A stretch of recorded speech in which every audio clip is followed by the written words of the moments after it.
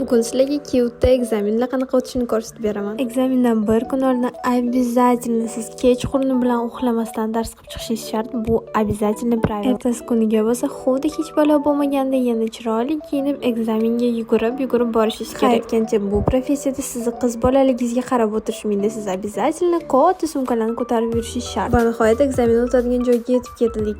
Aytgancha agar sizlar shoshilmasanglar, malbertinglar umuman qolmaydi. Bu yerda mana oppoqqina kiyimlarimni qop-qora qilganimni ko'rishinglar mumkin. Dalsha bo'lsa, sizlar o'zingizlarni ishinglarni chiroyli qilib ko'rganda wow deydigan darajada hammasini joylashtirib berishingiz kerak. Asnonom bu ekzaminda qiladigan yagona ishinglar. Bu teshuvchilarni joylashtirib bo'lganingizdan keyin shunchaki 2 yoki 3 soat o'tirib olib ustozlarni kutasiz. Aytgancha mendagi mana shunaqa yo'qotib qo'ygan ishinglarni ham topib olishinglar mumkin orada. В принципе, men qiladigan ishimni qilib oldim. Endi bo'lsa mana 2 soat faqatgina ustozlar hamma narsani tekshirib olishligini kutdim. Orada bo'lsa menga shunaqa klassni posilka keldi. Keyingi videoda polniy распаковка ko'rsataman. Ekzaminlar o'tgandan keyin qiladigan yagona va eng og'ir ishinglar hamma narsani chiroyli qilib solib, eson-omon uyingizga olib ketish. Hammaga xayr.